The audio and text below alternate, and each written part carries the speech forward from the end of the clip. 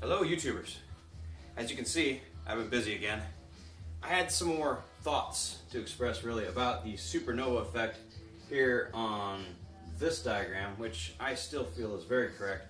So I had to create something here based upon my calculations that would reflect that as well. As you can see, we have emulated what I feel the chamber shape is and also the design. It kind of changed the overall effect of what the reactor will look like. As you can see, it doesn't look like a tokamak anymore, but you can kind of see we were trying for this anyway. So, and I had a little bit of a problem with my fusion tampering over here being in the way of the fusion output from this and also getting it out. I needed it to be more, well, like this. This is nature, this is speculation. So what we did is we based it upon nature. As you can see, we have the components of this here. Our fusion tampering, which is a superconducting ribbon pincher that kind of adds additional magnetic containment on the exit, and you can control the exit with that. I have a preheater chamber, which is similar to our dark matter inflationary engine right here with the metallic hydrogen spheres. And you see I'm using electron gun preheaters just like a normal tokamak. I mean, this is actually a small, well, you wouldn't need it to be very big, but a small spherical tokamak. We have a magnetic accelerator array, and it drops preheated chunks of plasma down into the primary compression chamber. And the speed in which these little chunks are shot, they're going to have to come out and be moving through this zone here at approximately 10,300,000 meters per second when they cross that threshold, or just before they cross this threshold. So we're really going to shoot them out of there. Now, luckily, we don't just have a magnetic accelerator. We can also use this large maser because we have to cross this and actually add additional compression from a 5 MeV Shiva maser. It's going to shoot down the tube here. And at the same time, we're going to need about 10 Teslas of magnetic compression inward. Now you can see our gradient, which is really nice. Nature kind of showed us how to do it. We've got an expansion area here. As you can see, it curves back in. And this is a cutaway view, so this is a bell.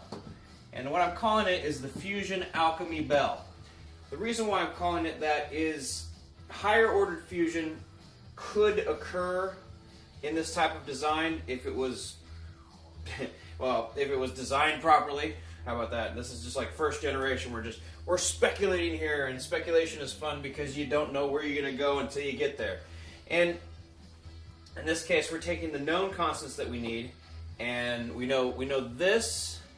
We know these numbers, 10,300,000 meters per second for the speed, and then of course when it bounces against this pinch cushion right here, that's when your compression is going to occur. At the same time, we got 10 Teslas of magnetic field holding that, and the whole reaction, the whole expansionary reaction, can be tamped by a ring. So you could use this for an engine as well, which is nice. He's got this nice exit aperture here that's going to go out, and that's going to make for a great rocket, fusion rocket. And I'm sure this is, in some respects, similar to something out there, but I don't know what. I've never seen it. Also, I'm going to hit this thing. Now, it's up here. We can see. We can hit this. I think we're still going to aim in the direction of being able to use the National Ignition Facility's laser design to be able to crush that a little bit more. And I want to get an additional 100 million C, and I know it can go hotter than that, so I want 100 million C from the lasers. We can do that with a virtual velodrome if we add a little bit of silicon to the plasma. We'll be able to make something the lasers can either bounce off of or bounce within. And that's actually going to be pretty good too. Or we might be able to just target the plasma itself. Either way, there's a secondary part. Why I'm calling this the Fusion Alchemy belt is because I've been studying what happens inside these layered areas of a star when it does go supernova. And this should be able to do higher ordered fusion beyond hydrogen if scaled properly. But I was thinking, you know, what about a supernova? I mean, we've got the potential to create a reflective cavity in iron to make it so that we could perhaps create higher ordered fusion. And then I started thinking, well, where does the higher ordered fusion actually take place inside a star during a supernova process, and where would that metal end up? Turns out, after a little bit of speculation, a little bit of thought, a little bit of imagination, as Einstein put it, the higher ordered elements, the fusion for that occurs inside the iron tube. So that actually kind of makes sense with a lot of our surface deposits for other metals such as gold. That's one I'm sure everybody, gold, silver, these other things. Why are they all found together with so much iron? And I'm thinking that these higher ordered fusions that occur will be inside the iron sleeve of the vase flute from inside a star when it goes supernova. So when we find these, now you say, well, what's the primary constitute that's going to be? Well, real close, right above iron, you can have a lot of nickel, you can have some copper, you can have less gold than the other stuff. But if you look at how the waves propagate, it's kind of, you know, it's not going to be perfect, but it's going to be pretty close to it because of how this cavity is shaped. And because you have different layers, that's where your different layers of fusion, you have penetrations from the inner fusion reaction out into those outer layers. And in those outer layers, you're actually going, that's where you're going to have like little pits that form like this, little mini pits. So the idea that we could create a single pit, yeah, we can do that. We can use that bell design to create a new type of fusion reactor. And of course, I'm calling it the Alchemy bell because this is not just for one shot. This is for continuous shots, and I'm strongly thinking that the inner liner of the fusion alchemy bell will contain higher ordered elements if we can get the magnetic compression and the temperature, of course, high enough, which, of course, these numbers are nothing. They're not the max. We can do way better than that, and we've got a preheater plasma system that's going to make anything we want. So what do? Well, that means that we can take this liner and it's going to be big or small. I mean, there's going to be a certain size you're going to have to make it to be able to achieve fusion, but at that level, where do we go with that? Can we take and actually make a whole bunch of gold? Yeah, you probably could. It may not be the easiest way to make it with one of these reusable alchemy bells. You may want to take the alchemy bell concept and apply it to small scale fusion explosive devices. And that, if done correctly as well, following what we know now about supernova effect, you could convert a percentage of the iron into higher ordered elements using this knowledge right here.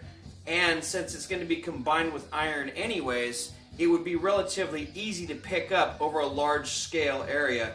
And because the explosions are going to be so clean, because we're using fusion for the explosions, I believe that not only can we have clean elements from this process, but we could essentially manufacture rare earths that we don't have here if this process was further developed into the future.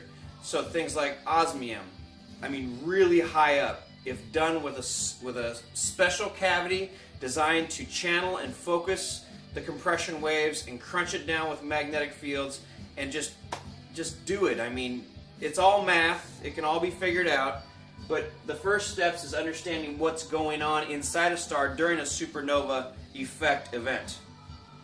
Then you start thinking about, okay, well, let's make a new type of fusion reactor that uses a bell shape. A bell shape, because that's essentially what you have here is a bell.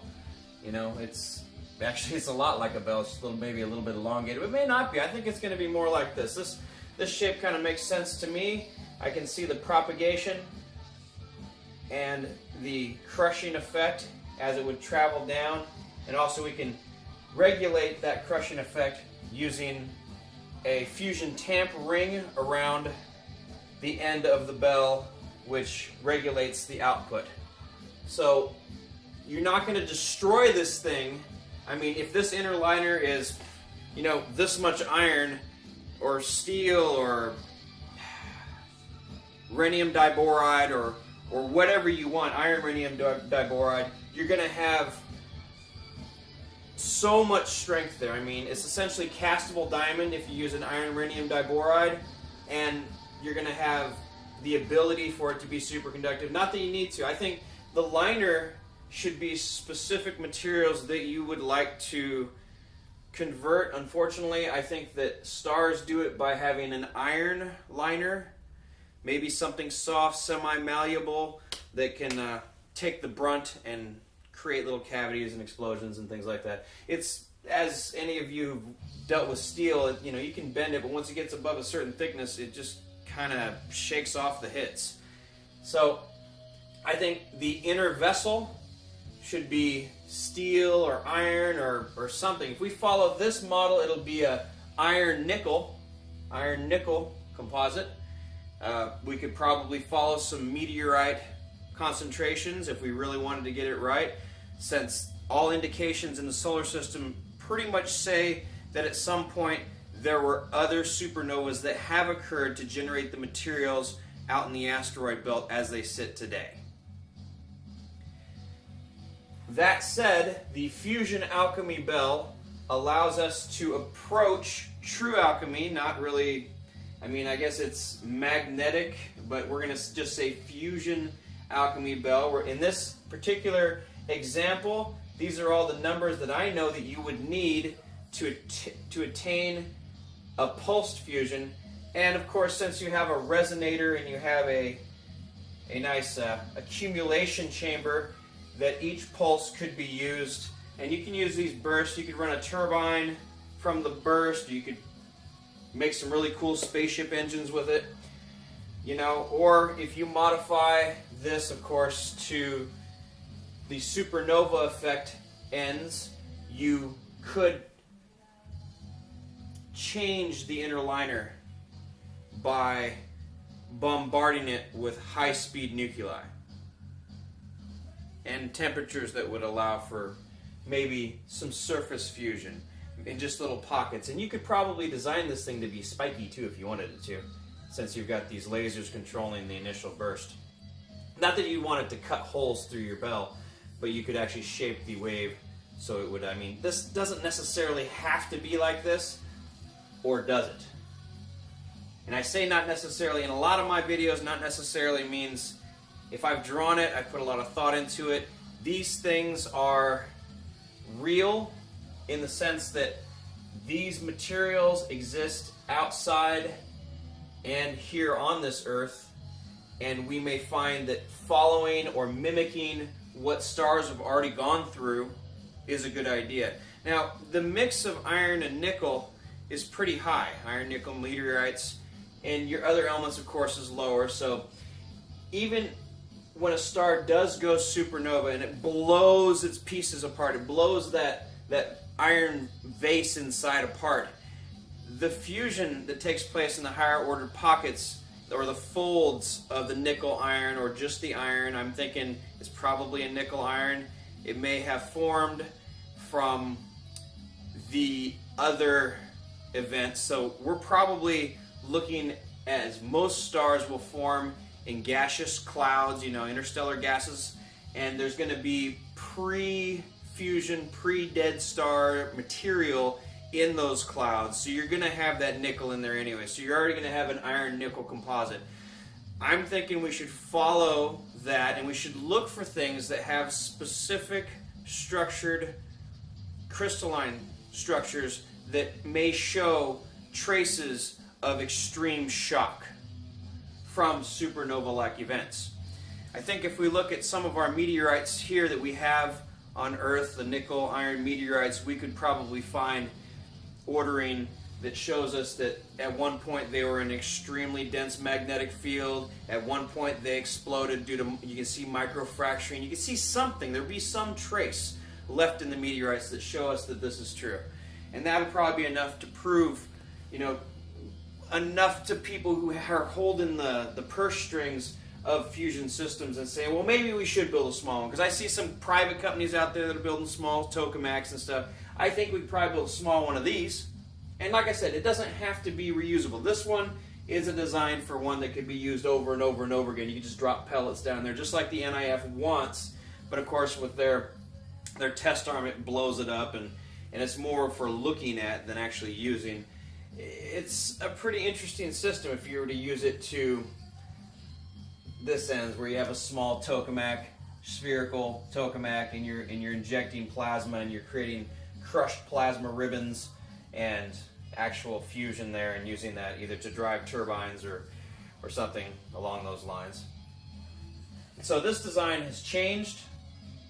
I don't really want that fusion tampering there, but when I was thinking about what would happen, the erosion on the tip of the fusion tampering, even with magnetic fields being, this fusion tampering being in such a close proximity to what I wanted to have the fusion, or where I wanted the fusion to actually take place, that it would erode that element. And I started thinking about, well, that's going to have, you're going to have other elements that occur in there. And that's what we really want with the Fusion Alchemy bells. We want these liners to be, I don't know, high surface area. You want specific shapes. I mean, the Fusion Alchemy bell liner is going to be one of the cool designs. You know, you have to go in there and, oh, well, what is the surface topography going to be that makes this most reliable? It's going to make this the highest yield if we're trying to transmute one element to another. You know, iron pretty much is what you're going to, you know, that's your base where you start at and you go up from there.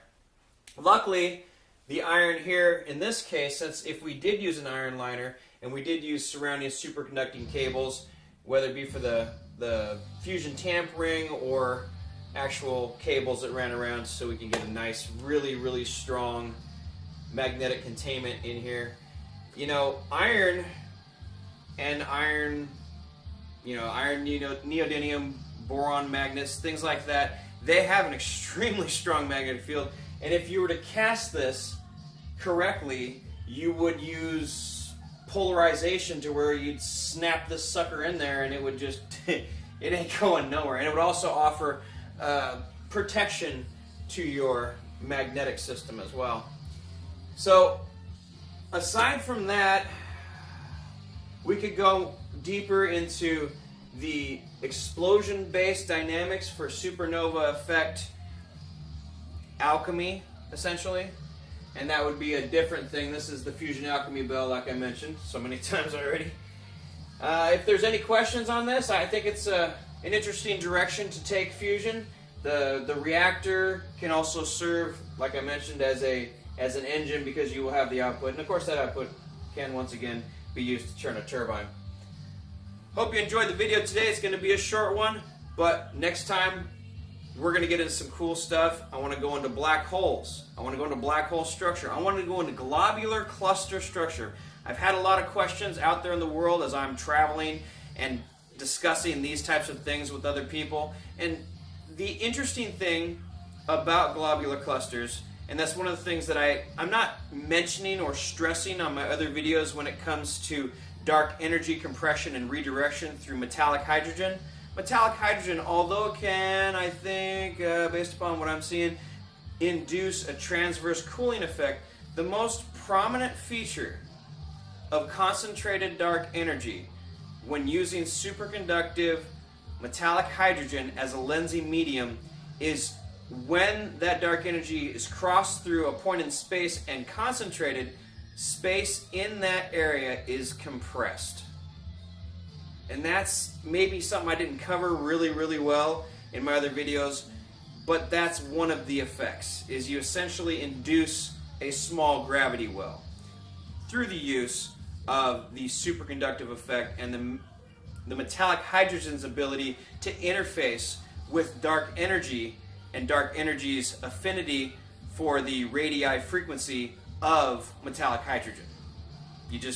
They're akin to one another, and I'm not exactly sure why yet, except for I know that the primary constitute of dark energy in the universe appears to be leftovers from the Big Bang and spin-off radiation from black holes. We have black holes. Black holes are really interesting. I've actually created a model of a little small portable one. Those are really cool.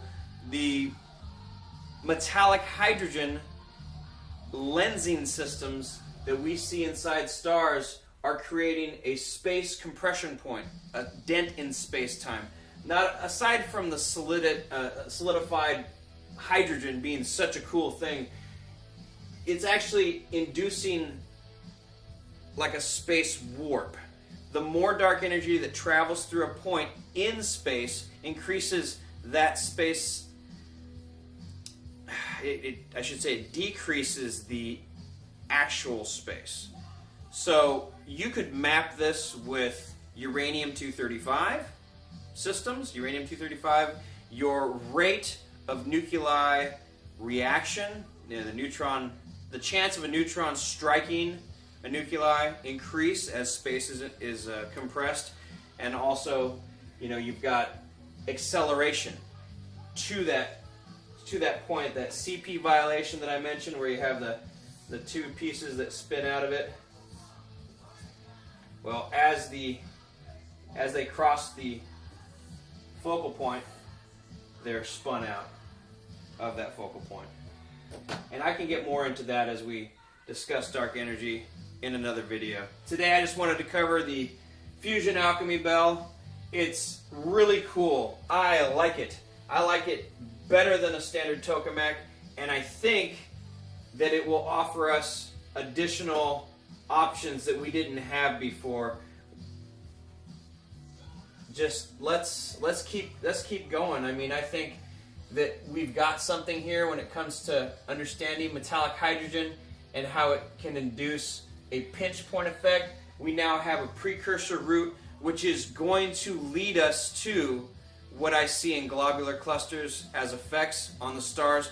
The stars and globular clusters are the giveaway. They show us the path of higher ordered structured matter that can't exist outside of that area, or energy levels, crossings of dark energy levels that are far beyond what we would consider normal. So there's going to be different elements, there's going to be different effects on life in those places, and I'm going to get into that pretty soon in one of these videos, hopefully very soon. But I just wanted to mention that I can see now why here on Earth, where you have these surface deposits and it's iron and it's all these other things, and yeah, you can say, well, it's because of hydrothermal, it's because of gravity gradient settling. Yeah, but when I look at the elements that are here just before a supernova, I see the pressure gradients and how it's going to act on the inside of that vessel as the explosive wave expands through it, and it's going to change almost the same amount of materials as what we would see in a standard gold mine. Some of the gold mines and silver mines and other mines that I visited and seen the elements and the higher order elements, yeah, they're like all there. So, and they're all in amounts that, when I just kind of briefly look at it in my mind, there's a lot of iron, there's less of this, less of that, I mean, it goes right down, and it looks like, if you look across the periodic table, how your atomic nuclei would just kind of spread out, and the amount, if you go from iron on the periodic table and you go like that, it's just like, it's very, I mean, if you went to a gold mine, you would see the same types of elements in about the same amounts, and that might be in special mines. I think that those types of pieces of, star core ore are going to be maybe on the side of mountains, where mountains, if you ever seen the meteors and asteroids that skip through our atmosphere, well, they do this. They go through us like this, through the atmosphere like this, and if there's a big mountain in the way, it's going to go and it's going to hit it, and now you're going to have all that there. It's not just from volcanic action, but also from, you know, extraterrestrial sources, you know, outside the Earth and coming down and hitting. Some of the mines that I've seen are definitely in that order, and if we look really hard, we'll start to see that in our minerals. Like I said, we should look at iron, nickel, meteorites, and start looking for these stress fractures and the different things that would make up that flute inside a star or an extinct star. We definitely have some of the material out there in this solar system. I'm sure that we've had some of it rain down here in the last 3 billion years, so we should probably look for it and re-examine it and look for those stress fractures in the materials that would look like that. I don't know. It's almost like you're going to see it frozen. And I know they were liquid at one point, but they were kind of, you know, when you're out in deep space, it just, you know, you almost super cool depending on your surface area and your material you're talking about. All right, so let me get out of this one. This is a great video. I could talk all day. I'd like to erase the board and just keep on going, and we just roll right into globular clusters, but that'll be another video. Thanks for watching. Comment below.